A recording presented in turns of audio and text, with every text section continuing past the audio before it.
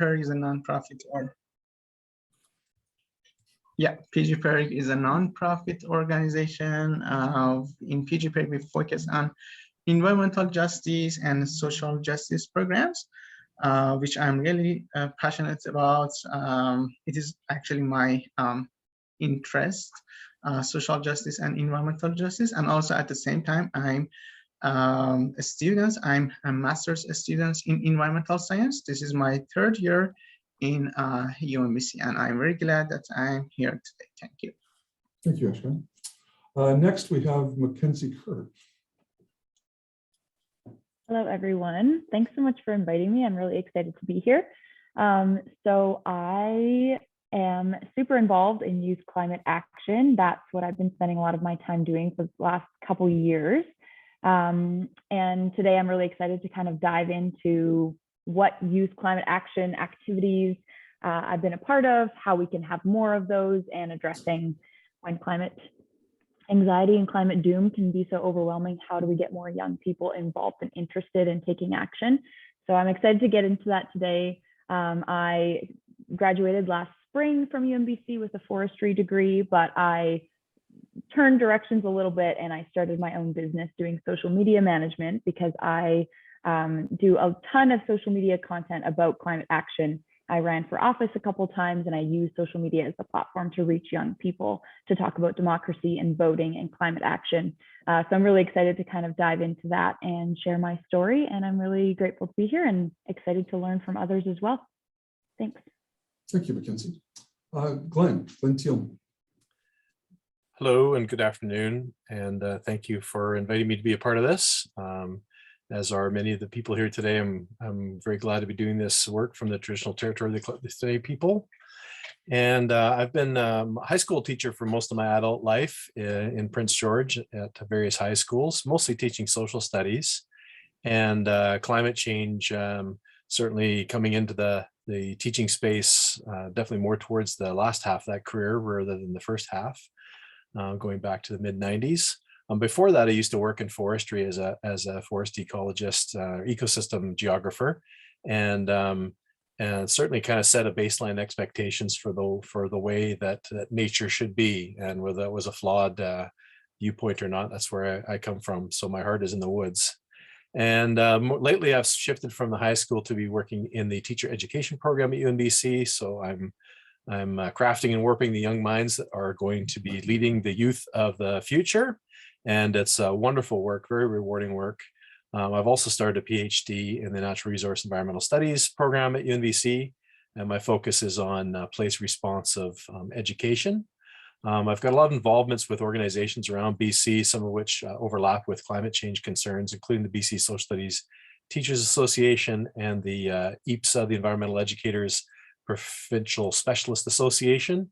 And so I've got, I can see the issues here today from a variety of perspectives, and there's certainly lots of overlap and intersectionality that exists both within climate, the cluster of climate sciences and climate concerns, and as Mackenzie mentioned, anxieties and so on, and also in the broader sense of how it intersects with other social and environmental issues that are important to our youth and our society.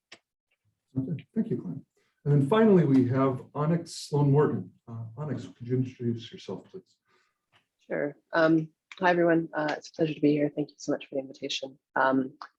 Currently calling in from the unceded ancestral territories of Okanagan Nation. I'm now at UBC Okanagan. I was at UNBC on Clayton Tenay territories for 4 years before that. I'm going to be speaking to that today and some of the work we did with youth across the territories. So that's what I'm going to be speaking to. In terms of personally, I identify as a settler of Irish and Scottish ancestries. I grew up on unceded ancestral Coast Salish territories on Vancouver Island. I work closely with a number of Nuu-chah-nulth communities as well on forestry and fishing and a number of topics that obviously are related to some of the issues here. Yeah, but I think with today's talk, because I see a lot of ways that I'd want to contribute and hear from folks, but specifically wanting to really radiate the voices of the youth that I was privileged enough to work with when I was up in northern BC. So that's what I'm going to be talking to today, specifically the Heritors of the Future research project that asks youth, what do you want to see for healthy and just environments and communities in the future, and bringing those voices forward. So it's, again, pleasure to be here. Thank you for the invitation, and I'm really excited to hear what everyone has to say. Thanks. Thank you, Onyx. Now, for the sake of clarity for everybody, the format for this the sixth and final session of the workshops is, I will have a question for the four panelists. Each of the panelists will have 10 minutes to give their thoughts about that, and then we will open up the session to questions from panelists to each other or from audience members to the panelists. What we're hoping for is to create a dialogue around empowering youth climate environmental action. So this is meant to be interactive. This is meant to be not us as a panel giving you wisdom that you have to take forward, but engaging in a dialogue so that we all walk away from this with some better ideas on how to engage youth in climate action issues. So to start that, I'm going to pose the question, and I'll ask Ashkan to start the discussion on this, just so that you're ready, Ashkan, to give you a moment to collect your thoughts. As we look towards the future, many have recognized how climate change mitigation and adaptation will take up a substantial portion of young people's lives. As Mackenzie was saying, that can lead to a sense of doom, and we've got the climate cliff and the climate crisis and everything is horrible, and we do our doom scrolling and then we all die, right? But we want to get past that. So how do we inform, inspire, and engage young people so that they have concern for the environment and they can take action without becoming avoidant or overwhelmed by those issues? And after you've addressed that, how do we empower them in their climate actions? Ashkan. Yeah, thank you.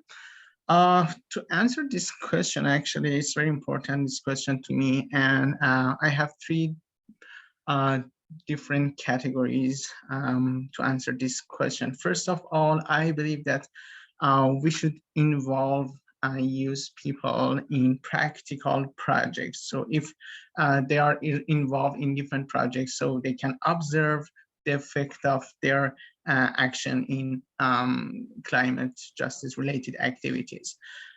So they can be involved as volunteers, or even we can consider paid positions for them. And even I believe they can, in different projects, they can be stakeholders, so they can have share of profits.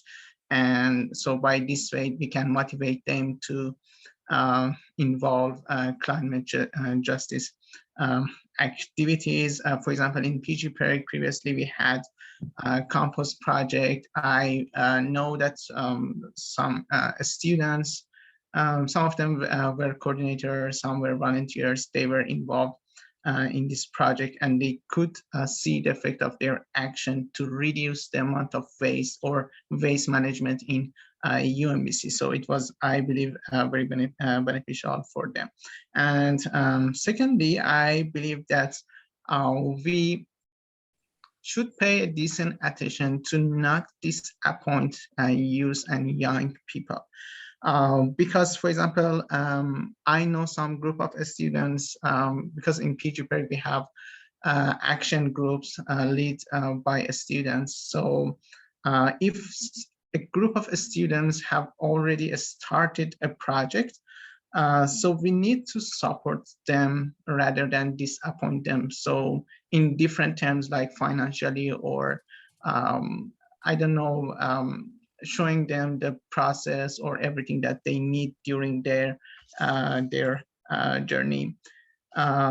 Yeah, for example, the last action group that we had in PGPIRG was a group that wanted to work on fossil fuel divestment from UNBC, but it's really challenging because of maybe political issues or many different things. So I believe UNBC should support them, and other groups of people who have any responsibilities, they should support them. And the last thing is that we need to use new methods and maybe modern statistical tools if we want to collaborate, communicate, and make any connections with young people. We should be updated. For example, we need to work with social media or TikTok. We should make attractive videos for them rather than long, boring conferences to teach them, okay, do that, not to do that. So if you want to make any connections with youth people, I don't know, like teenagers and adults, so you have to be updated and use many attractive, for example, graphs or plots or videos to show them the effect of activities that they can be become involved and why they are important for us. Yeah, that was my answer. Thank you.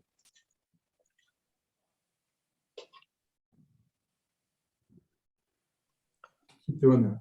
Mackenzie, would you like to take it next? Sure, it just cut out there at the end, Ron. I kind of heard my name and then that's it. I don't know if it's my end or your end, but can you hear me okay? I can hear you now. Can you hear me? Okay. Yes, I can. Yes, yeah. if you would go next, that would be great. Sure, sure. So I am going to kind of go into a couple things. I want to build off of what Ashkan said, because I actually worked for PGPIRG. He was mentioning, you know, pay young people, and this can help accelerate their growth in climate action.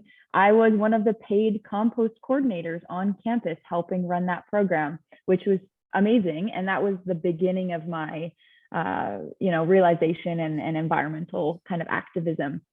That's when it started, is when I was at UNBC.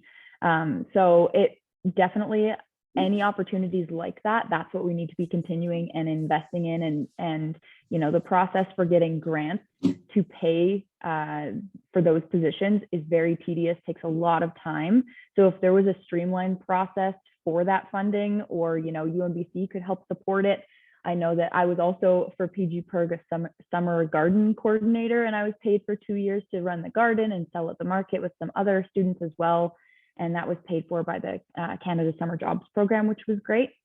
But I know the hassle that it was to get that funding, right? So if we could streamline that process and help employ young people to start their journeys and pay for them to take this action, that would be a great start. I started a campus club at UNBC when I was there called UNBC Greens, and it was a Green Party campus club. And it was active when I was there, and lots of people were really excited about it. And it was a really, really big club. I hosted Political Week with other political campus clubs at UNBC, and we hosted a large conference, and it was really good. We engaged young people, and we had different events throughout the week. Things like that can really get them engaged in certain topics, right? So that was political focused, and then we would bring in politicians to break down those barriers, make it approachable, make it, you know, easy to understand. So we would bring guest speakers into our meetings, and that was a really popular like event that we hosted as a club.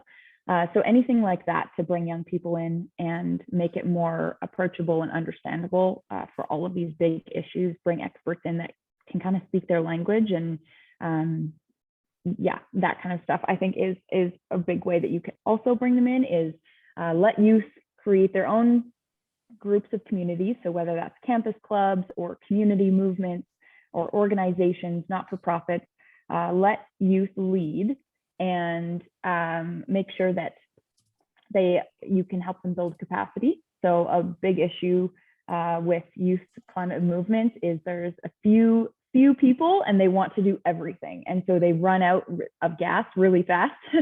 Gas probably isn't the right word for this conference, but they run out of fuel. So yeah, but if we can build capacity, help them learn how to do things in more efficient ways, you know, so that small tasks like capacity building don't take so much time, then they can spend more time actually planning events and bringing more people into their club or their organization. So now I've graduated from UNBC, and I am on the BC Greens Youth Council. So we have a youth council for the BC Green Party, and I've been the chair of that since its inception. And when it started 2 years ago, approximately 2 years ago, it didn't have a terms of reference. It didn't have a structure, because the people who joined it at the beginning got to build it. So the young people actually built the terms of reference, what we wanted to do, our mission, how we were going to help the party. They didn't build it for us and then just say, hey, we built this thing, come join. because then we wouldn't have a say in how we wanted it to be structured. And it's worked really, really well. You know, capacity and low numbers is one of our biggest issues right now, but it was great because we're recruiting members if you know anyone. But it was really great because we got to help kind of build it from the beginning. And now we have a sense of ownership and pride, and we want to make sure it succeeds. And that is really, really key to getting young people involved, is let them be involved at the start. Don't build something and then hope that they come to it. Reach out to them before it's planned, whether it's a climate strike or building a club or an organization. Involve them from the beginning. And I think that's one of the biggest things to make sure that we do. And then the next thing that I wanted to mention is social media. So we all know that that's where most of young people spend their time. And we need to kind of go where they are and speak their language. And so to do that, you need to find young people that are interested in being on social media and making content to attract other young people for that cause. If, no offense, but if someone that's 60 years old that is interested in climate action and is a professor of you know, a climate class, goes on TikTok and makes a video about climate, it's not going to do very well, right? They want to see someone who looks like them, speaks like them, who is approachable and welcoming. And that's just not the case for a lot of young people, especially for young teenagers that are in high school, right? They want to see people like Greta Thunberg at the climate rally as the face of the event so that they feel welcomed. That, you know, climate strike on Fridays and the climate strike movement did so well because it had a young person at the helm. It wouldn't have if it was a 50-year-old person. And not to say that it's definitely not helpful to have older people involved in these causes, but just, you know, take a back seat in organizing, let the young people be the face of it and help organize it from the beginning and help them build capacity and build their communication skills and learn, you know, all of those things that we can teach them as you know, people over 20, because a lot of climate strikers are very, very young, right? They're my sister's age, they're 16, 17 years old. And so there's a lot of things that we can teach them, but let them lead, let their ideas and out of the box thinking and creativity run wild, because as we get older, that is, you know, kind of pushed down into little boxes, and we need to be really creative with our climate action solutions and the ways that we reach people and the ways that we word it. Don't try to put them in a box and tell them, okay, here's the script for the video that I want you to make about this event we're doing. Let them do it how they want, and then people will come and we can build capacity. And, you know, your organizations, your classes, your events, they will build. So social media is one of the biggest tools, I think, for that right now.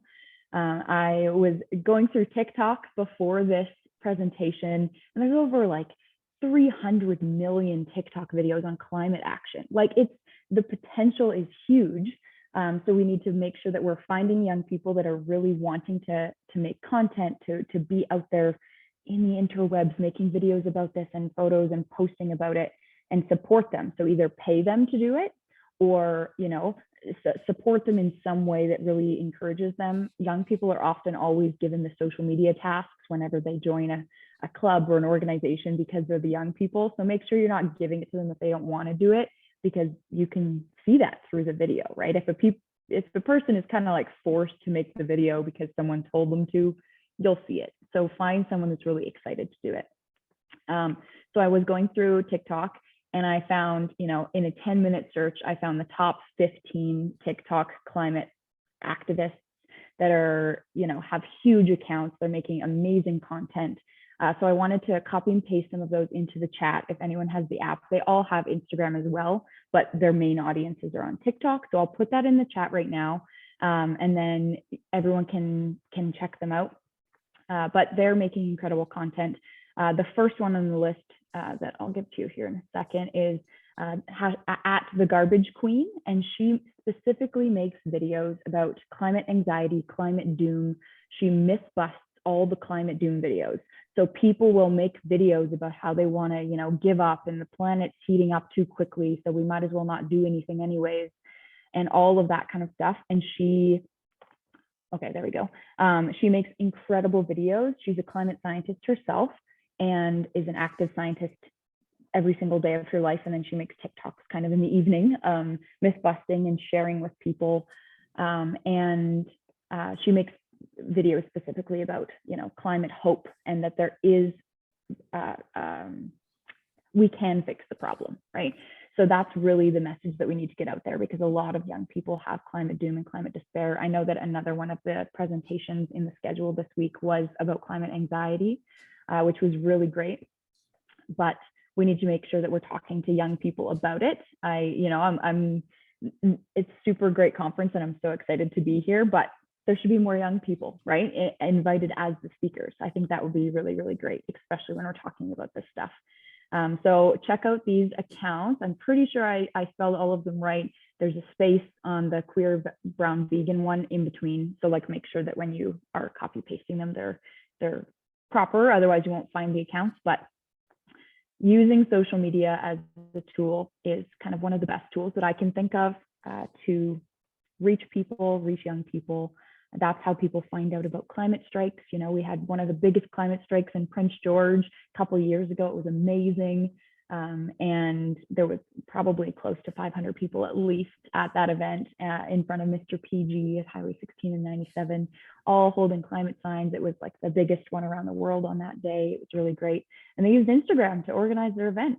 So, we need to make sure that if us as the people on this call are interested in helping youth and interested in these topics, we are going to where they are, or at least we're finding someone that can go to where they are. If we don't want to tackle the beast of TikTok, find someone who can, so that you're in the know and you know what's happening and you know what people are saying, and then you can make oh, perfect, okay, I'll do that. Yeah, so make sure that you're going where they are. So yeah, that's kind of my tips.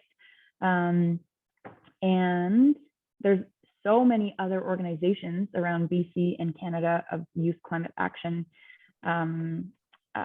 taking action and making videos and making content to try and spread the word and do great work. One that comes to mind is Banking for a Better Future. They have an Instagram and a TikTok, and it's all about demanding action from banks that are heavily paying for TMX and pipelines. And holding them to account and putting public pressure through petitions and articles, emails, all of the things that we do to put pressure on companies. They have a really awesome account. And that's kind of how we're going to take action nowadays, right? We need to be striking, we need to be petitioning, we need to be showing up and having silent sit-ins in our politicians' offices and demanding action. And to get young people involved, we need to speak their language and go where they are and make it approachable and accessible and help them build capacity and not micromanage them at events, and let them lead, let them structure things how they want, and then just help them with the back end, because I think that's how we're going to really see success with getting youth involved in climate action, because it's going to take our entire lives. We're in it for the long haul, and so we need to keep up the pace. We need to know that it's not a sprint, it is a marathon. We need to pace ourselves. We need to take breaks, health breaks. Sometimes I, can't care about the plastic cup I get from Tim Hortons, because everything else in my life is going, absolutely array at that time. It's in disarray. So it's really important to not put pressure on ourselves and take breaks. And when we can take action, we go to the climate strike. And when we can't, that's okay. We need to keep putting the pressure on the big organizations that are really responsible for the damage. Our single plastic cup is not, shouldn't deter us from taking other actions. And a lot of the time, that's where the climate movement kind of the discussion is, because people will say hypocrite if they see you with driving a truck, in my example, or with a plastic cup.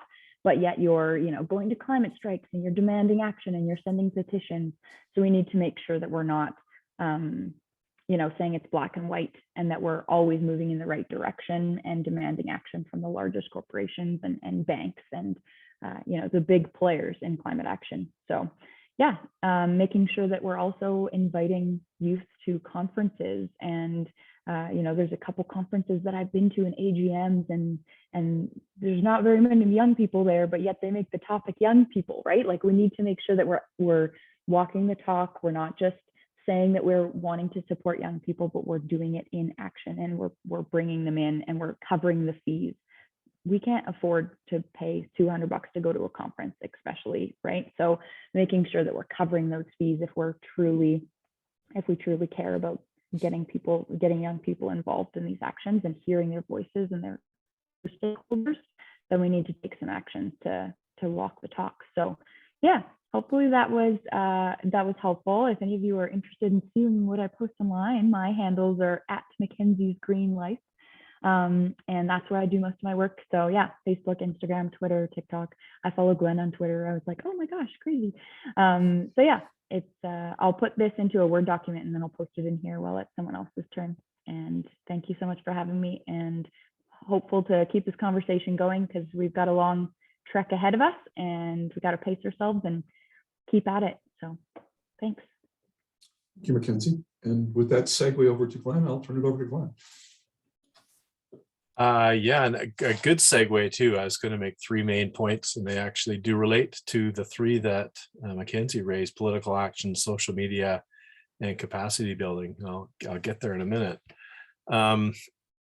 This week has been an interesting one. Of course, every week you can tune the news or social media towards climate change or climate emergency or crisis or policy and get some interesting results. The ones that caught my eye this week earlier on was a BBC story on extreme weather warnings needed in all nations within 5 years. And we've seen in the last decade, from climate change predictions to actual talk about mitigating the climate change that is on us. Of course, anyone that's been paying attention has been seeing climate change for a very long time, but as far as mainstream public attention on the issues, it's far less speculative and more about holy smokes, what's happening right now. Washington Post and others just a couple of days ago announced that it was abnormally warm in Antarctica and the Arctic at the same time, something like a 50-degree difference in the Arctic and a 70-degree difference Fahrenheit in Antarctica. The headline is, "It's 70 degrees warmer than normal in Eastern Antarctica. Scientists are flabbergasted." And so, when these climate scientists, who are often giving us some worst case scenarios, when they're shocked by the actual data coming in from the field, we should be worried a little bit. And then the third one that caught my eye was that today is in fact March 25th, which is a couple of things, but it's also the climate strike day around the world. It also happens to be the day in Middle Earth when the ring was destroyed in Mount Doom, but that's a different panel discussion altogether.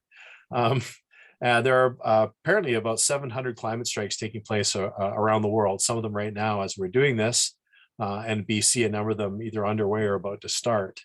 The Fridays for Future website, which tracks these climate strikes around the world, shows that there's 2 going on in Vancouver, and 1 in Victoria, and 1 in Parksville, another one in Vernon, another one in Williams Lake, and another one in Terrace.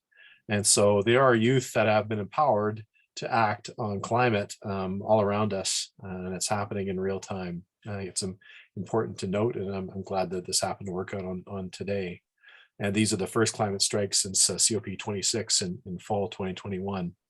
Not necessarily the first since COVID, but I think we're going to see a reemergence, I think, of consciousness and social action and togetherness, maybe now that the pandemic has shifted into another phase.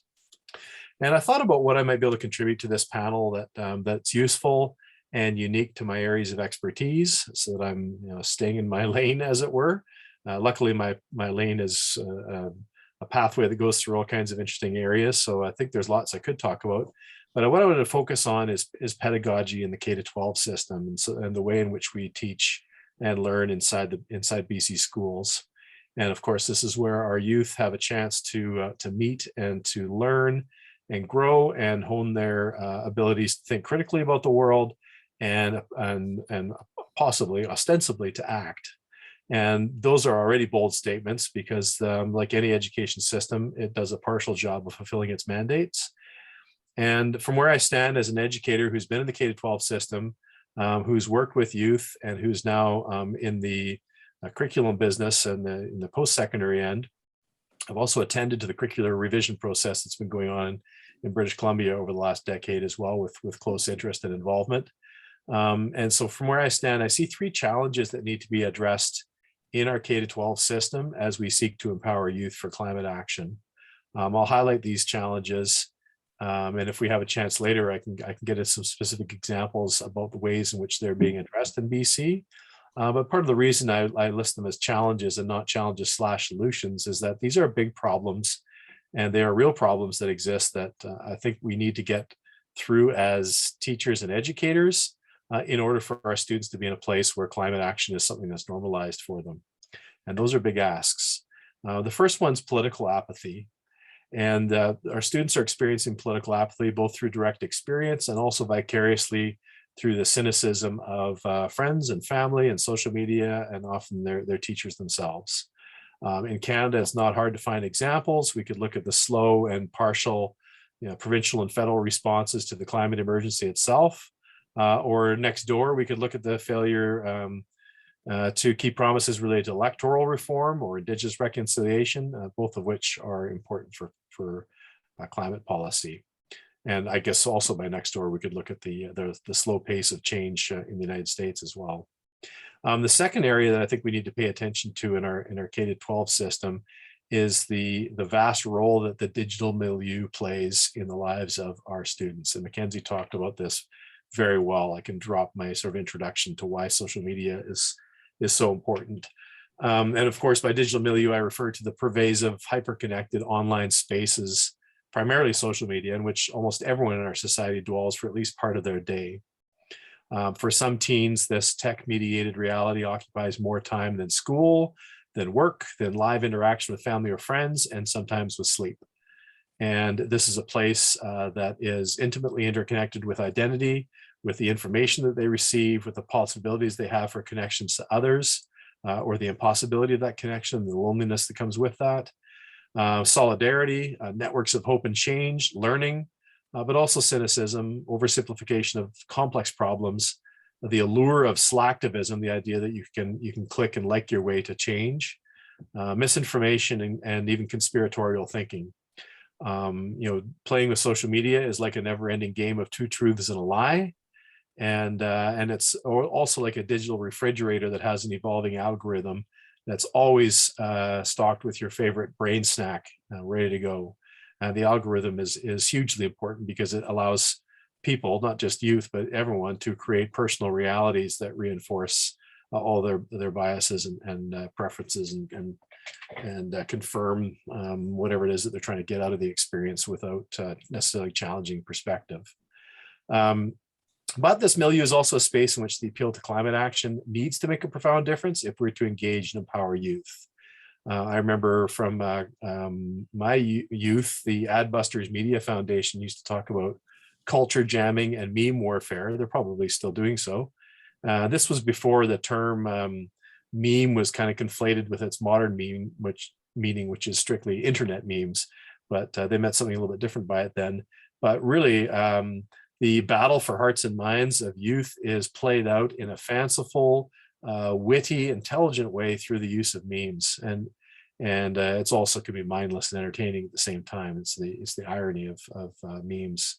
So the climate crisis won't be averted by meme warfare alone, but it's a zone of fomentation, a hearth at which the youth can identify with causes and build networks and affect change in broader spheres.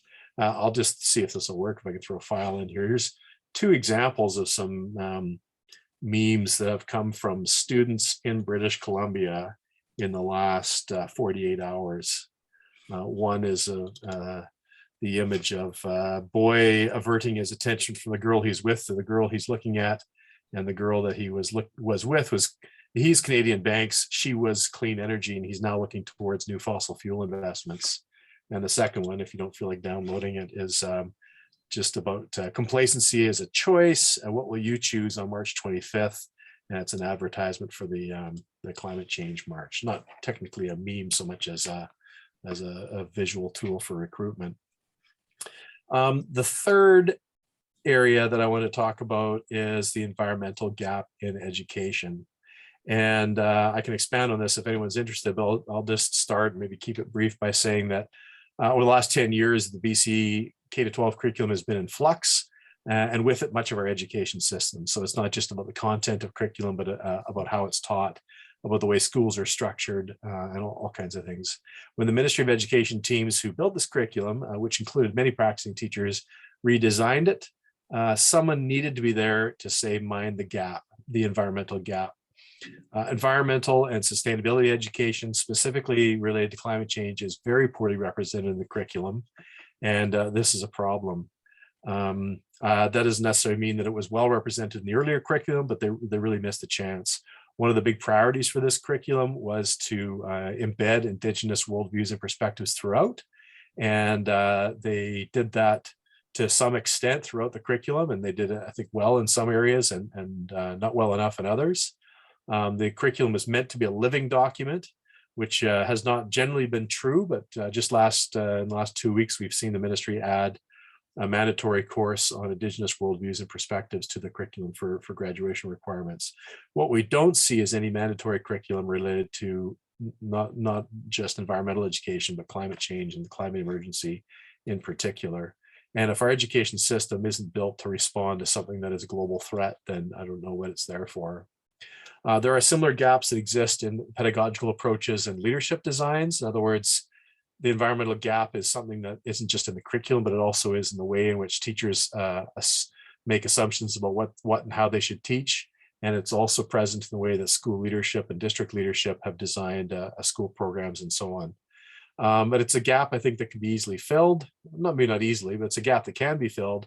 And it's one in which there are many practitioners and students who are eager to do that work. I think it's different too. So, I mean, if you want to find student groups that are organizing for climate action, they're hard to find. And I think, Mackenzie, I'm sure you've found this as well. Your allies are beautiful allies, but they are few in number. And in the bigger centers, we sometimes see this coming a little more naturally. In Vancouver, for example, there's a group called Sustainability Teens, who maintains a number of social media networks where they reach out to others. These are an intelligent group of people. I think that they're at that tipping point that Mackenzie referred to, where a few people are doing all the work and getting burned out. This seems to be sustaining itself somewhat. And I say that because I had some contact with them about 4 years ago, and that group has now graduated, moved on, but the organization's still there. So I'm making some assumptions that they've had some measure of sustainability to keep doing their work. And let me read you a little quote from one of their sites. This is, I think, from their Facebook page. This is posted yesterday in relation to the climate march today. Some people feel that climate strikes don't make a difference. Who's going to care about a handful of teenagers waving signs on the street? It's true, the impact of these rallies and marches can feel underwhelming. Pushing for climate action is a long and frustrating uphill battle, and sometimes no clear victories are in sight. And when the people around you don't even seem to care to go, what's the point? The thing is, big or small, these public actions shift the conversation. The people around begin to take notice and begin to ask questions. The people who attend are brought into a community of like-minded individuals wanting to make a difference, bringing together in one place boundless hope, energy, and inspiration. Decision makers, when we march to their doorsteps and call them out in the news, feel morally and socially obligated to respond to our voices. Our action is just one piece of a larger, resilient divestment movement that has seen actions across Canada and internationally, and banks and insurance companies are increasingly feeling the threat to their reputation, the need to address our demands.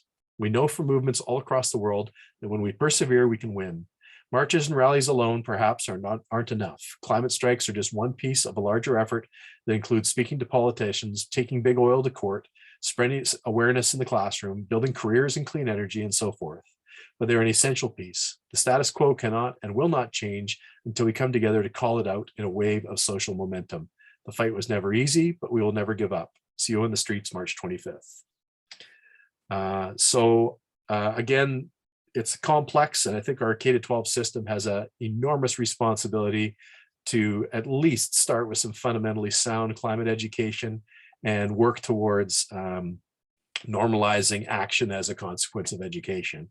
And that we, as we look to more place-based understandings, as we look to more indigenized curriculum, as we look towards Indigenous worldviews and perspectives, that a beautiful partner in that in that journey would be an increased awareness of climate change and actions that are appropriate to that knowledge. That's probably enough for me. I'd like to hear more now from Onyx and from anyone else in the group here that has some contributions to make. So thank you. Thank you, Glenn. And with that, I would like to turn this over to Onyx. Sure, thank you, everyone. So please forgive me, but also I swear I'm not going to do a PowerPoint presentation. I'm just a visual human, so that's why I'm doing this. So this is a question that everyone's been talking to, and I've been writing down notes because my mind has just been a flurry when I'm hearing everyone speaking. I'll make sure I stay on time here. And the three things I really want to pull out are looking at accountability, looking at hope and dreaming, and also essentially using your brain, balance, and responsibility. And the reason why I say that is because those are things that came up here when I was reflecting on this question, but I also heard many of you talking about in the presentation. So when I say accountability, I mean, one thing I mean is avoiding this youth washing that we see happen over and over again, the disenfranchisement that comes from this. And I know I have an incoming student who has been really involved in some of the higher level discussions. I consider her youth, depending what the definition is.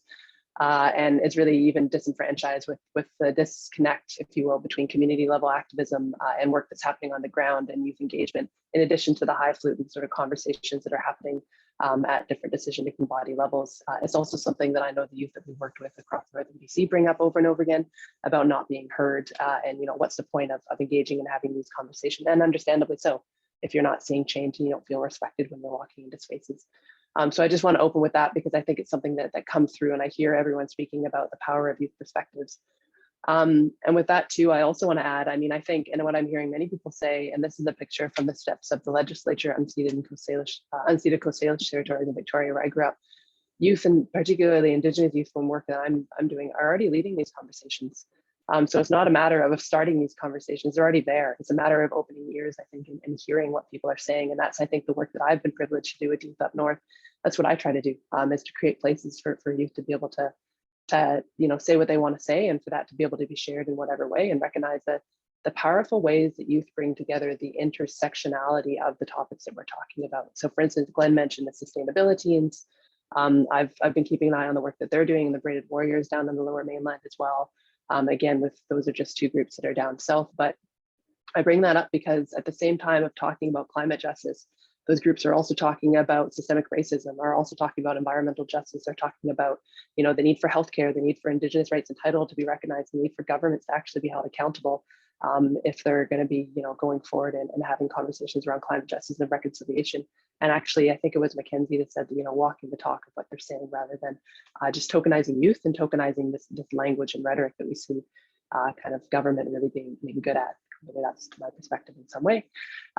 So that's one thing I think that youth are already hugely powerful in holding these conversations. So it's ensuring that that's listened to, and seeing how that can actually be manifested in some of the decision making that's happening, including us. And I'm speaking for myself as an academic when I'm doing this work. So I say that because part of what I also wanted to share is when we were talking about this work, the youth that we were privileged to work with across Claytley today territories. And I need to give a shout out to a number of the Claytley knowledge holders and elders who helped bring this together, specifically Elder McIntosh, who was a huge support in figuring out what this work would look like. And here the Future Project really tried to instill a sense of hope and hearing what youth wanted for the future of their communities. And part of that was saying, what are the biggest challenges that you see? What are the biggest challenges that when you look to the future of your communities? And this gets into my other theme of hope and dreaming. And part of that was you saying that there aren't opportunities for being involved. They don't, even though they have ideas and perspectives and they're wanting to be involved, especially in smaller communities, especially in more rural communities, the lack of opportunity that they saw, or even being heard or feeling valued in those spaces, was huge. So that's the reason why I'm trying to bring these youth perspectives forward in this, because I see them touching across what everyone's already saying here. And then again, I think youth in many ways, their perspectives aren't as disciplined as say, I'll say myself, who's been in the university institution for probably entirely too long. And the way of thinking about things isn't really sort of confined to disciplinary spaces per se. And I say that because even this quote from Brianna highlights that the need when we're talking about, say, climate justice or health. I think this was healthy and just environments and communities. They bring up health, they bring up environmental health, personal health, community health, bring up responsible habits for individuals, also for communities. It's all these cross-cutting topics that they see as blended together. And I think for me, as somebody who teaches, I'm in a just developed a critical geography of the Anthropocene course, which is essentially a critical reading of capitalism and colonialism. Sort of the entry point for having these conversations around climate justice is looking at all the systemic challenges and sort of making sense and parsing those apart in different ways. So just sort of bringing that forward through the youth perspectives that are here. So I'll end, sorry, I don't really want to bomb everybody with PowerPoints, but I did want to bring some of your voices forward. So there's that that I want to talk about in terms of, the accountability, looking at hope, youth already having these ideas and not even making space, but ensuring that those perspectives are validated and seen. I'm allergic to social media. I'm horrible at it. So, but at the same point, I recognize the importance and the power of that as well. Hugely, I think that's really amazing. But at the same time, I think that can also, and I've heard a lot of youth talk about the disconnect that we created between real life sort of action that's happening on the ground as well. So when I said use your brain, balance, and responsibility, one thing that we, the reason I say use your brain, because that's a quote that's actually come from some of the youth in, I should say some of the students in the early 20s in some of my classes when we talk about climate justice, and we're speaking about systemic racism and climate change and all of these thick topics, encouraging sort of the way to bring all these topics together and understand how they're meshed, but at the same time instilling a sense of hope. And one of the way that we do that in class and then through different activities, even in the youth-led workshops that are some of which were land-based, is looking at art and doing fun activities, doing hands-on activities. I know in one of the classes we have multiple weeks on sci-fi literature, and we're looking at different ways that sci-fi have created sort of dystopian and utopian realities and how those things are mutually dependent. And hey, how can we learn from these in terms of climate justice? A student in the class today just did a fabulous presentation on a book called The Marrow Thieves, I believe it was. I forget who the author was for that, to speak about, how those themes within that book could be parallel to our current climate catastrophe. What were the ways of solving that? You could say, how did some of those parallel themes symbolize the situation we're in now? And finding different ways of sharing perspectives and using, art-based work, fiction, different ways engaging that aren't necessarily as boring and stale as sitting around in conference presentations and sitting in policy making rooms and things like that. Not saying that's not important, but again, finding ways of stretching imaginations and finding ways of being able to communicate in ways that are more accessible. So with that, yeah, I'll sum up. So the 3 key points that I brought through, and thanks for the rapid fire with some of those youth quotes. It's accountability, so the need to see change and to see what that actually looks like. I mean, I've been involved with things where I really rapidly disengaged when I didn't feel, not even necessarily heard, but you didn't see change happening, despite it being such a huge topic that you feel really passionate with, or even admitting and recognizing when there is a delay for that. So I think transparency goes hand in hand with that accountability.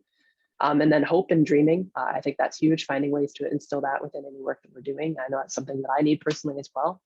And also as the quote from me of using your brain, balance, and responsibility. So not only, and I think this picks up also on what Mackenzie was saying in terms of, understanding that the issues we're dealing with are structural. And yes, there are individual changes that can happen, but if you do, have that cup, or, I like my trucks. I think one of the signs at the climate march in PG was that you can drive a truck and still care about the environment. I remember that sign so clearly because I kind of laughed at him. I was like, okay, thanks. So there's that, but also recognizing the structural sort of dynamics and challenges that are involved, and not also feeling crushed by that. I think that's something that we need to continuously have and hold each other up as we're having those conversations, while recognizing the amazing work that youth are already doing and finding ways to support that and see how we can sort of learn from that. For myself, at least, as an academic who's no longer a youth. So I'll leave it at that. Thanks so much.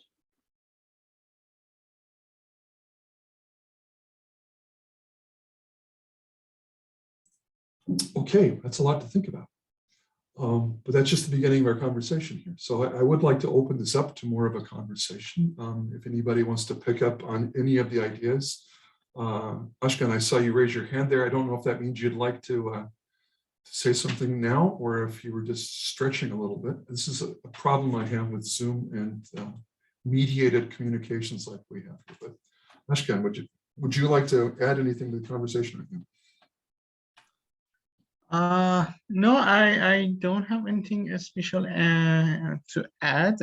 Everyone explained different ways, and all of them are great. I totally agree with them.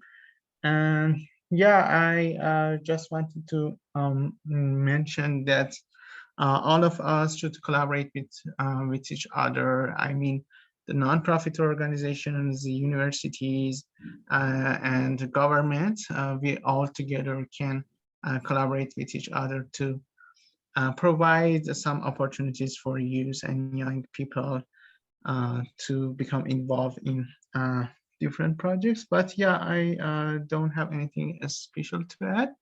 Well, then, if that's the case, I'd like to ask you a follow-on question to something you said earlier.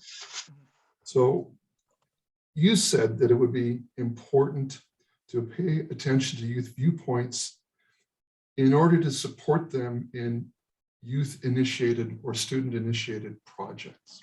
Mhm. So being one of the,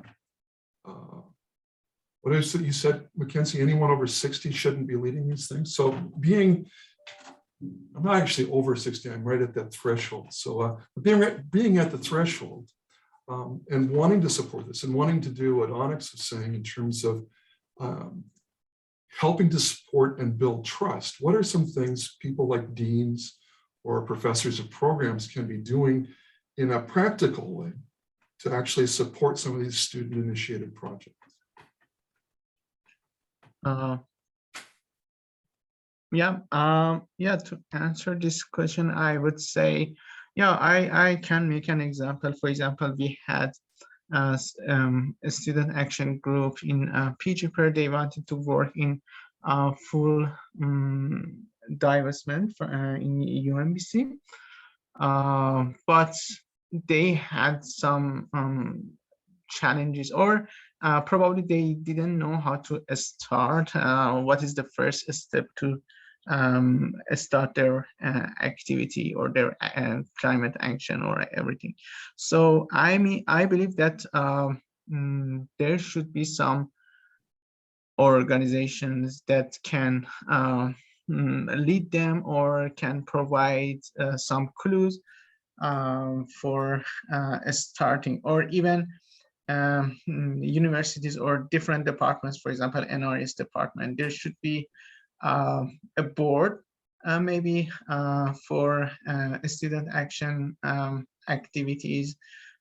So if they have any questions, for example, the board or NRES professors, they can help them with their questions. Or on other hand, Mackenzie also mentioned different projects should get approved and should get found if you want to run them. So for example, one of the most challenges that we have in PGPIRG, and we cannot run different programs to support students, is that we have limited budgets comparing to many other communities, even in UNBC.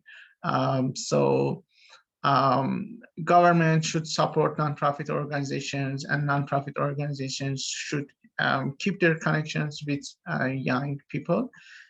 So all of these factors are important, and the most important factor is that something, or maybe an office, or I don't know, a board should be there in universities if students want to lead a climate action show, so they can refer to this place and ask how can they start, and if they need anything, so they can provide. Thank you. Onyx, can I ask you a follow-up question? So you talked about hope, and hope resonates with me. Hope, I think, is a critical element of good leadership. If we're not providing hope, then there's no reason for people to follow us, really, and work through things that are challenging for future success. So I talk to students about establish an ideal future plus a pathway to get there. How, in your opinion, from your position, how would you see we should be working towards supporting hope among the youth as they're looking at climate issues and taking climate action?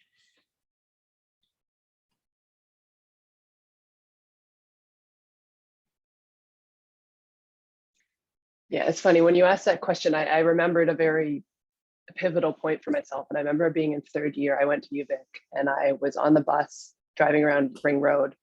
And there was a moment where I literally remember recognizing that everything I was going to look at in the world was about to completely shift and I could never go back. And it hit me to such an extent because I when you asked me that question, I viscerally felt that shift. And I remembered I couldn't remember if it was a decision or not at that point. I was in my mid-20s. So when we talk about hope, because I think after a while, how do I put this? As a critical scholar, some things just become normalized, if that makes sense. And I don't want to say normalized, but the feeling of just everything that's happening for myself. And I'm just speaking for myself. And I say that because that's something I constantly need to remind myself of. And I constantly remind myself of the feeling before that moment of change in third year when I knew, my whole perspective was going to change, if that makes sense.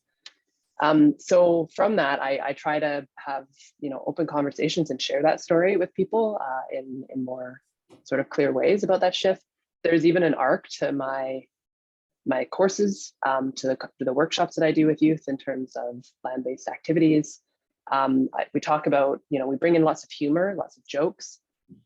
We also kind of try to meet each other where we're at in terms of creating an environment that's kind of fun and balanced. So even with the youth-based workshops that I shared online, we poke fun at some of the topics. We have, hands-on activities, we have music, we have art, while at the same time talking about really challenging topics, and holding all those spaces together and trying to not make it completely overwhelming, if that makes sense.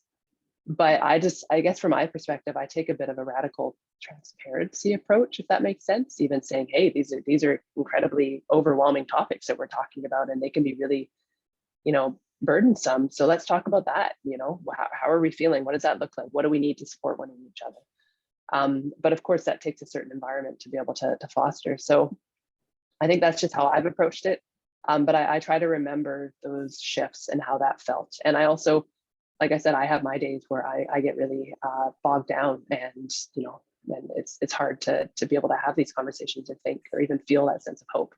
And those are days where I also have to admit to myself that what I'm experiencing, right? So I don't think we're immune from those feelings either. And I think recognizing that and from my perspective, at least sharing that, because I'm in a position of power as a professor, and I'm in a position of power in classrooms when I'm working with students and letting them know, sometimes I have my horrible days where this is incredibly overwhelming as well. So let's talk about what that looks like and how can we, be open about that, and also make sure that we focus on that hope. And I say that right off the bat in some of my challenging classes as well, so that we can look forward to that and always sort of land on that point, and to see the amazing work that communities are doing. That's also something I should say. I think if we look to see the work that communities are doing, that youth are doing, it's inspiring. Like communities, especially, I've worked primarily with Indigenous communities, and the work that communities are doing in the north across so-called BC and onwards is absolutely phenomenal. I don't think there's a lack of examples that we can look at to say, despite everything that's going on, this is still what's happening, and this is the amazing work that's happening. And I think that's also a good way of lifting this up. So I'll stop there. Thanks for the question. Well, you want to stop there. I don't want you to stop. There's one thing more I wanted to kind of poke at with that, because you brought in science fiction and utopian versus dystopian views. And it sounded to me when you were talking about the utopian and then the follow-up question of how are they solving problems, you were actually getting into storytelling and building hope through that. Is that really what you're doing, or did I misunderstand? Because that's the filter I see things through. No, it is in a way, but I mean, to quote Adrienne Marie Brown and Toshi Regan, who do a phenomenal podcast on Octavia Butler's Parable of Sour. Just plug for that, and the whole Octavia Butler, actually. I will agree with your plug for Octavia. She's an excellent writer. Yeah, so we use Octavia in class as well. And Toshi Regan and Adrienne Marie Brown in the podcast also say that one person's dystopia is another person's utopia, and vice versa. So we constantly use that analogy when we're talking about, what futures look like and what that can mean. And, also if you know Octavia Butler, some of the premise on change and what that looks like, and things like that. So I think using science fiction and applying some key themes, if you will, theoretical themes, is a sneaky way of doing theory and making theory more accessible, but also a way of seeing how storytelling has always shown us what different futures and different realities and different presents can look like in a more accessible way. So we We also do like letters to the future in different classes and activities, where people can imagine different futurities. And again, that's bringing in different critical social theory and things like that. So yeah, we have fun ways of trying to engage that and hear how people are talking about this sort of science fiction dystopia / utopia, and even framing that in terms of, the justice aspect and orientation to any of this work that's necessary, which again, if you're saying one person's utopia is another's dystopia, if you think about any science fiction, that's kind of the arc, the story arc. In many ways, that's a huge essentializing thing. But through that sharing, it kind of fosters critical thinking, but also shows how stories can help us think more about our current reality. So, Thank you. And thanks for the science fiction. I love science fiction. Anytime we can talk about that, it's a good day. Mackenzie, how do you react to some of these things that have been said around storytelling and hope and normalizing or essentializing? It strikes me when Onyx is talking about this before and after moment, and you're talking about feeling guilty about having a plastic cup on a bad day from Tim Hortons. We are talking about some similar themes here. That part of the hope and part of the helping people build resilience to work through some of the bad days, sometimes it's in really little actions, it seems to me. Do you have any thoughts on that? Yeah, I think listening to Onyx is really inspiring. It gives me so many ideas of how I can kind of do similar things, but just in a different space, like online instead of in person, and we need to be doing it in every space. We need to be doing it in schools and on university campuses and on the land and then on social media. And I think that if we can make sure that we have capacity at all of those levels to attack every issue at the same time, like we have to do kind of all of it at one time. We can't just say, okay, let's focus on this thing for 2 years.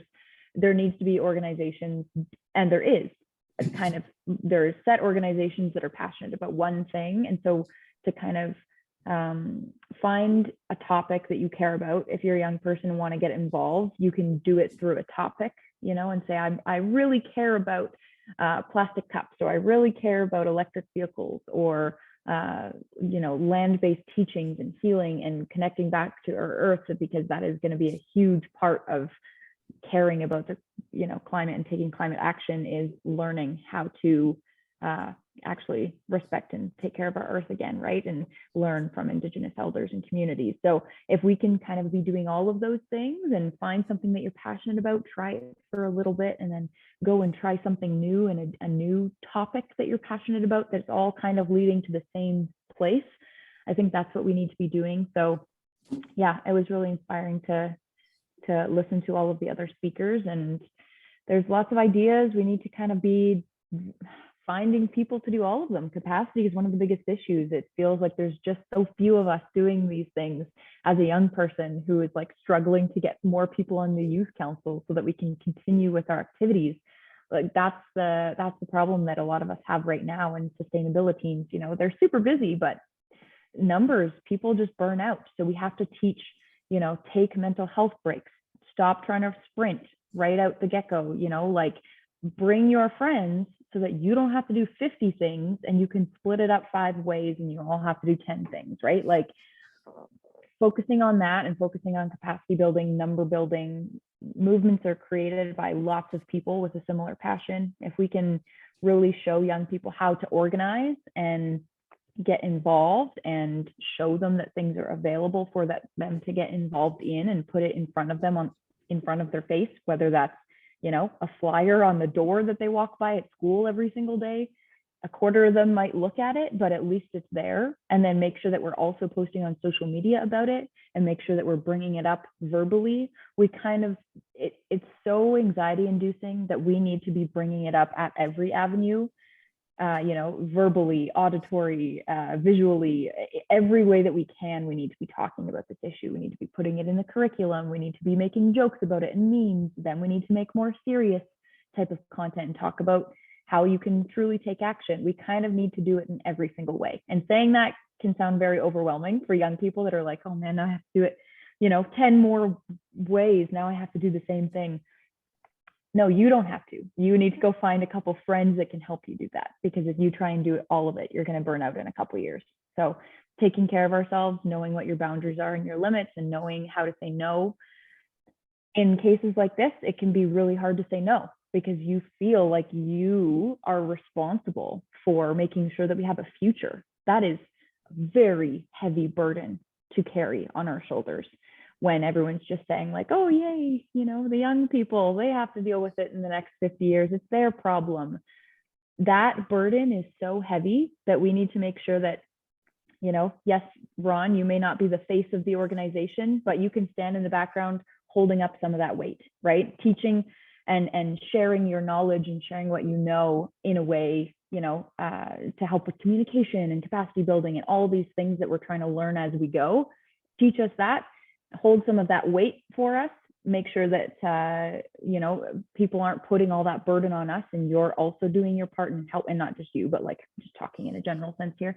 Everyone's kind of doing their part and helping lift that burden off a little bit, because all we want to do is you know, relax and try not to, I mean, so many people are just so burnt out that they just want to sit on the couch and watch TV and scroll and binge a Netflix show, because it's so overwhelming and the weight is so heavy. So make sure that, you know, when youth around you are getting involved in climate action, that they don't feel that burden, that they have to now do everything, and that they kind of pick one thing and focus on that and take a break when they need to, because otherwise we're not going to be able to last the time that we need to take action. So, yeah. Thank you. Glen, what thoughts do you have on what's being discussed here? I'll give a quick response. I was just thinking about the war in Ukraine and how you know, for the youth, they are engaging in meme warfare, and it's appropriate for them to do so, because maybe we don't want the kids of Ukraine to be making Molotov cocktails at this point. And we certainly don't want them to be operating the S-300 surface-to-air missile systems to defend their country against Russian aggressors. And in the same way, I think with climate change, our youth, they may aspire to be making Molotov cocktails in the near future, but I think the social media sandbox space is a great place to foment change and to build some skills and knowledge. And then graduate. And I think looking at the sustainability team's website again in preparation for today, and looking at their divestment action, how to organize, how to select candidates in your local election that are progressive and looking towards broad change, which includes but isn't limited to climate change. So that's that progression. They're starting to learn how to make Molotov cocktails, basically. But we know we need to bring the big guns out if we're going to fight climate change. You know, when we're looking at James Lovelock saying that we should reconsider global geoengineering, and that it's going to cost us, you know, billions of dollars and millions of lives, but the consequence of not taking action is just as significant. Those are big guns. And our youth needs to start thinking about what that's going to look like, because this is a war that they will be involved with for their entire life. Sorry for the metaphor, but I just thought it was appropriate and on my mind right now. I think we need to say goodbye to Onyx. Onyx, thank you for your time. Thank you for your energy, your thoughtfulness, and I appreciate the contribution you brought to the conversation. Of course. Thank you, everyone. I'm sorry I had to leave. It was great to hear from you, and hopefully I'll see you soon. So, thanks so much. Thanks for sharing. Other items anybody wanted to bring up? Does anybody in the audience, Shauna, Hannah, or Kelsey, have anything they'd like to ask our panelists?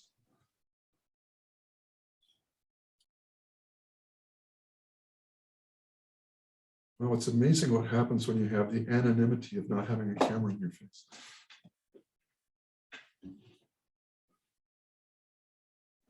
I'll just chime in. I'm on my phone here and it's about to die, but I don't have any specific questions, but just wanted to thank everybody for their participation today, and just all the amazing thoughts you brought forward. I know I definitely picked up a few new things. So yeah, thank you. Thank you, Shauna. Good luck with your phone. How about questions the panelists have for each other?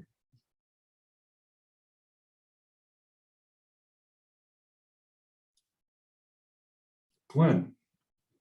Yeah, I just, we the session today is what it is, and wouldn't it be wonderful to be doing this with a class or two, or with 30 or 40 students at various states of engagement with climate action. It's an interesting problem, and I think this is why I brought it back to the K-12 scenario, is that it doesn't happen unless it happens, and it doesn't happen if it's not there by design. And I think the very keys to unlocking our curriculum and our school system to being useful towards climate action are written in already. There is so much flexibility and choice built into this new curriculum that there is really nothing holding back teachers from filling in that environmental gap themselves. And so I just like to encourage everyone to keep doing their work in terms of providing resources and climate education. It may not be political in nature yet, but it will be, to extend the metaphor, it will be weaponized when it needs to be. Right now, we need solid science, accessible science for students to digest and for teachers to digest, because a lot of our teachers don't have a clue how it works. So that's, which is fine. People get in their groove and they're attending to other problems. So, if any of you have advice, Ashkan or Annie or Mackenzie or anyone on how we can transfer that knowledge from the academy to K-12 schools, I'd like to know about that. Knowledge translation is so fun. It's very difficult, but yeah, I mean, I think that middle step is missing. Like, we need more of it. There's some people doing it, but I think we need more of it. Academic research articles are definitely not being read by youth or young people or even teachers in many cases, right? It's other academics. So there needs to be a gap, a bridging of that gap, and somehow it needs to be translated into easy to understand terms and posted on social media, which I know some organizations are doing that work, but we need a lot more of it. Since I heard the name, I will just chime in. One of the things that has worked at the university is bringing high schoolers into the university to engage in some of the activities that classes have ongoing. And certainly that has happened before UNBC, hosting some students when you're doing a project and allowing them to see what happens at a university, but also to get their hands dirty in some sort of environmentally related activity. I remember one day I had one of my classes helping with a waste audit, literally digging through UNBC trash. And I had somebody dropped off a couple of high school students. So I said, they're going to be, starting. Students were all over it. And I think I got pretty excited. They ended up coming to do environmental science here because I guess there's nothing more hands-on than sorting through garbage. But that sort of thing of bringing them in and seeing what some of the options are seemed to be really useful. Can I go back to the knowledge translation question and pose a counter question? How do you make research accessible when the average research article is only ever read by 3 human beings on the planet? It's not a matter of, I don't think it's a matter anyway, of teachers being in a groove. I don't think it's a matter of a lack of interest. I think it's a matter of we don't write for general consumption. We write for the 2 or 3 experts that we need as reviewers 1 and 2 to say yes to a paper being published. So what are some things we can do with TikTok or with other media outlets to get peer-reviewed evidence-based ideas out to the general public that go outside of or beyond the traditional gatekeepers of academic knowledge? How do we get students more engaged in the research their professors are doing? How do we get professors engaged with the research that's happening with their colleagues who may not even be within their own programs or departments or schools? You could count in tenure and promotion and hiring practices, Ron. If it doesn't count, people aren't inclined to do it, or they do it off the sides of their desks. That's something I brought up in a previous conversation, which was we have to look at the criterion documents that we have within the departments to say, knowledge translation activities count as scholarship. Yeah, Make those things, you have to make those things relevant and salient, or we don't reinforce the right behavior. every department or faculty could have either a research assistant or a grad student whose job is to translate articles into something that that not just the public, but the youth can understand. Would be good. I mean, the translating for the public is something we do see eventually. There's media interviews and there's reports and so on, but it's haphazard, and it's not certainly directed towards a specific audience. It's often just for the public.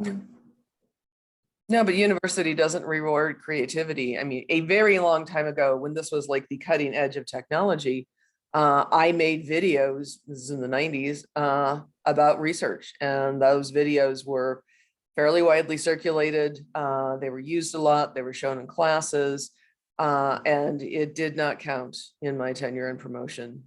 It was actually considered, some people commented that I didn't seem very serious about research. And you can put it into the criteria unless the tenure and promotion committees are actually willing to accept it, which means a more universal culture of knowledge translation that is appropriate to the generations.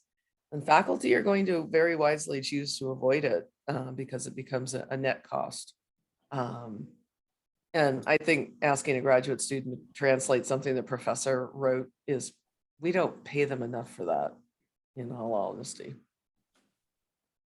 You've also got the proposition there that there's an unequal power balance that may affect the career of the grad student with the professor when the student writes something the professor doesn't agree with. And there's not an appreciation or understanding of how lay summaries of articles are actually intellectual property of the other writer. I've seen that happen with research institutes, so you've got to be careful with that. Mm-hmm. I don't disagree that it should be done, Glenn, but I think you've got to be very careful so you protect the people that are doing it, not just pay the people that are doing it. Yeah, I agree. I worked for an organization on campus last year, and knowledge translation was a little bit of part of my job, but the contract ended because the funding ran out, right? So it's like, it's an issue of hiring. There's some people that are there to do it, but then they can't keep paying them to do it. So if, funding increases, but then also protections, because if I'm trying to translate a paper that I didn't write, I'm trying to figure out exactly what they're saying. So the process takes a long time because I have to directly talk to the authors and make sure that what I have translated is actually the point that they were trying to get across. And often the authors are not going to be happy that we have simplified the terms, because they will say, that is not what I was trying to say, and that's too simple. There's no nuance in your statement. And I will say, sorry, it's a 15-second TikTok. That's all you got. So like, how do we find that balance? You make 20 15-second TikToks, but they have to also be okay that it's in simplified terms if they want to reach a public audience online. And so there's a push-pull of like, no, it needs more detail. Sorry, I have to take out all the detail. Like, it's a big problem, but there was no money to keep, funding people that are interested in that, or there's so much bureaucracy around it that it would take a year for a social media manager position for a research institution to get approved, because every single word of every post would have to get approved by 5 people above. That's not how you do social media. That's not how you reach young people. And my puppy is scratching at the door. But yeah, like those are some of the problems. Yeah, those are some of the issues that I've encountered, because I was trying to do that middleman position, and it was so tricky, and then they ran out of funding. So, which goes back to Annie's position about culture change. This will require a culture change. Well, we are coming to the end of our time, and we've lost most of our audience. I'm thinking this would be a good time for any final comments from the panel that you'd like to make, and then we will wrap it up. Ashkan. Yeah, my last comment is that, as I mentioned, PGPIRG is a nonprofit organization which is interested and somehow responsible in environmental justice and social justice. So I'm very happy if anyone wants to collaborate with us regarding different projects, especially for youth and young people, and especially for UNBC students. So yeah, that would be great. Please feel free to reach out to us, and if you have any suggestion for PGPIRG, yeah, feel free to mention in future. Yeah, we can collaborate in different terms for use in climate action. Yeah. Okay, thank you. Mackenzie. Sure, I'll also use it for some self-promo. I think that will be helpful. So yeah, if anyone's interested in learning more about how to reach young people online, and you want to make some TikTok videos, I do coaching calls and teach people how to use the app. So yeah, feel free to follow me online and check it out, reach out at any time. And yeah, trying to teach people how to use social media in a way that actually creates change and leads to sorry, the dog is about to pull my laptop off the table, actually creates change and, you know, really reaches young people and speaks their language. Feel free to always reach out. And thank you again for inviting me. This was really awesome, and glad I got to chat with everyone. Nice to do networking events like this. With COVID, they're all kind of gone. So it's nice to share our thoughts, and it felt like a very safe space to do so. So I appreciate that. Thank you, Mackenzie. And Glenn, final thoughts. Sure, just encouragement for the academics to do that work of knowledge translation, and for the youth to realize that there's no one perfect way to be involved, and that you're not doing this alone, you're doing this with others. And for those that are in the communications and that sort of thing, to encourage both youth and academics to keep up their end of the bargain. I went onto the Sustainability Teens Facebook page and thanked them for the work they're doing, and invited any of them to give some comments, but perhaps they're too busy organizing for the march today at 4 o'clock to get back to me. But encourage those youth that are taking action, and encourage them that there are hopeful solutions, and that if the planet does end up being destroyed, that at least it'll be a healthy place for trees again eventually. No, I'm kidding, but there is hope. There is hope. There's that odd spin on hope. Thank you for that, Glenn. Well, thank you everybody for your thoughts, for your time that you've donated to the people that attended, and for the attendees, thank you for being here and listening to some new ideas and possibilities for the future. So thanks, Annie, for your course, for the work they've done on this, and for pushing forward on some important issues. Thank you, everybody. Thank you.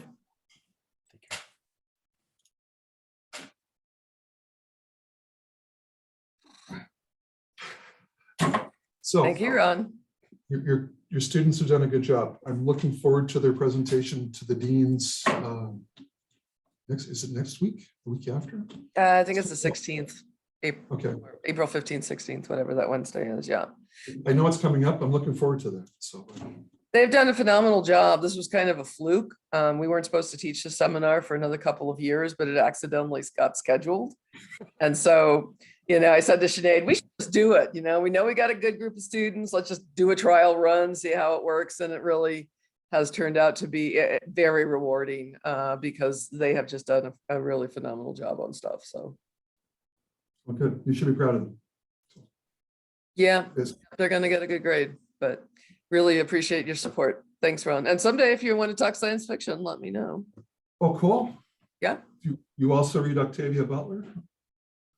My wife, to be full disclosure, my wife got me onto Octavia Butler. So Oh, it I doesn't very matter much how you enjoy get it. into a series, just that you got there. So yeah. Anyway, we'll talk to you later. Thanks. Have a good day. You too.